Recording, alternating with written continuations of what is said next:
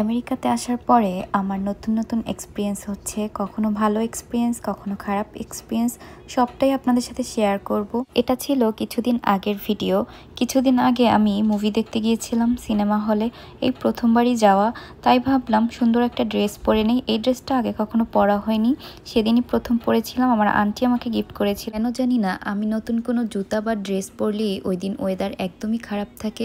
আর সেদিনের ওয়েদারও বেশ খারাপই ছিল, হালকা হালকা বৃষ্টি হচ্ছিল আর ফগে ওয়েদার ছিল, একদমই ভালো ছিল না। বাইরে বসে কোনো ছবি বা ভিডিও করার মতো ওয়েদার একদমই ছিল না।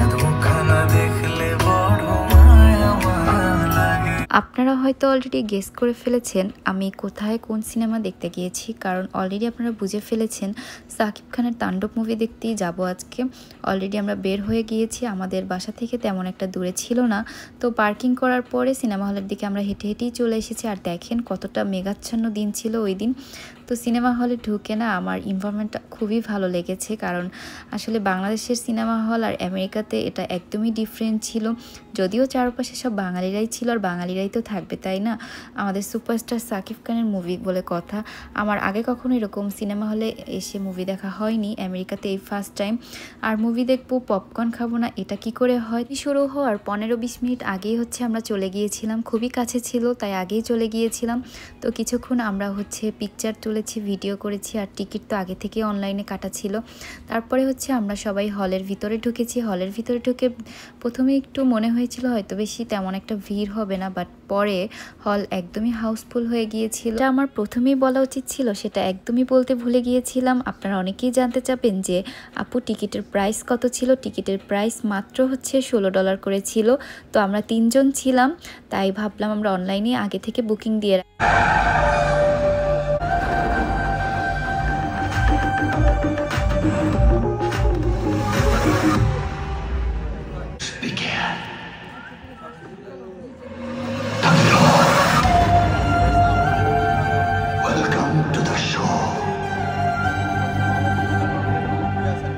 আমাদের বাংলাদেশের সুপারস্টার সাকিব খানের মুভি নিয়ে আসলে আমার নতুন করে তেমন কিছুই বলার নেই, কারণ আপনারা সবাই জানেন সাকিব খান হচ্ছে অলওয়েজ বেস্টটা দেওয়ার ট্রাই করে, আর এবারও সে সেটাই করেছে। আর এই মুভিতে কিছুক্ষণ পরপরই বিভিন্ন পার্টে পার্টে হচ্ছে সারপ্রাইজ দিয়েছে।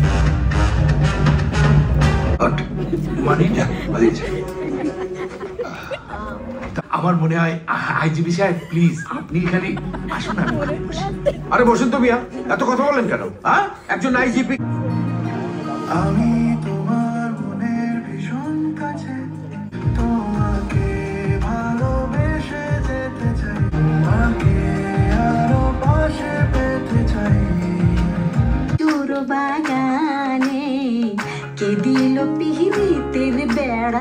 এই মুভির প্রত্যেকটা গানই ইতোমধ্যে অনেকটা ভাইরাল হয়ে গেছে, আপনারা সবাই হয়তো শুনেছেন, তাই আমিও কিছু কিছু পার্টে হচ্ছে গানটা দিয়ে দিয়েছি। কারণ যারা হচ্ছে পেজ নিয়ে কাজ করি, পেজে যারা মনিটাইজেশন পাওয়া, তারা চাইলেই হচ্ছে সব কিছু আমরা দেখাতে পারবো না, কারণ এখানে হচ্ছে অনেক সুন্দর সুন্দর সিন ছিল যেগুলো আসলে আমি ভিডিওতে আমি দেখাতে পারবো না, কিছু রেস্ট্রিকশন আছে।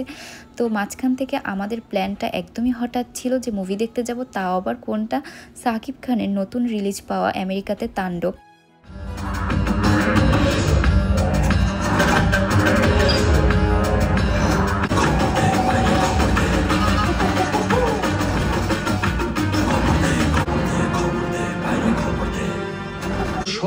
উত্তর দেন, জেলখানায় অফুরন্ত সময়।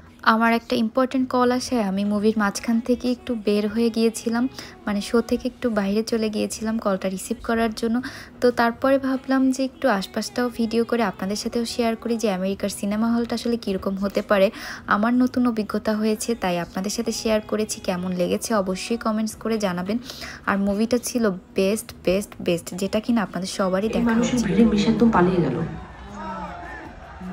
আপনি পালালেন না কেন? আমি স্যারেন্ডার করব। মানুষের মধ্যে থেকে আপনাকে অ্যারেস্ট করে নিয়ে যাওয়া অসম্ভব।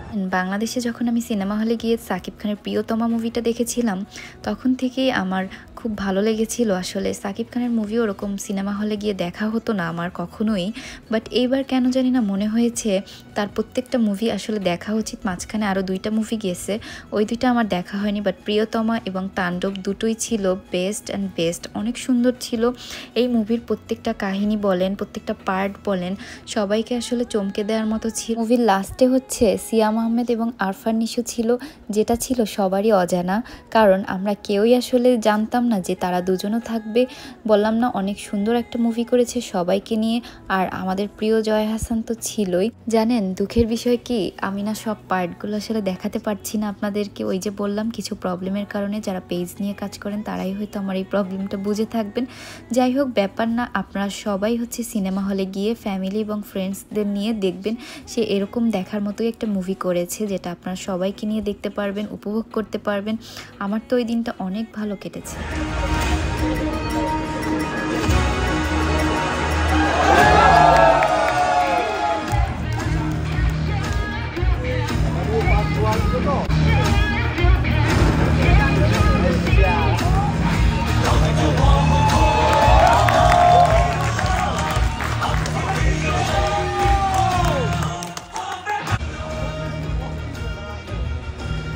হল থেকে বের হওয়ার সময় মানে মুভিটার শেষ সময়ে কেউই আমরা আসলে নিরাশ হইনি, সবারই মনের মতো হয়েছে। সবার মুখেই ছিল একটা অন্যরকম হাসি এবং জাগরণ ছিল, যেটা আপনারা ভিডিওতেই বুঝে গিয়েছিলেন।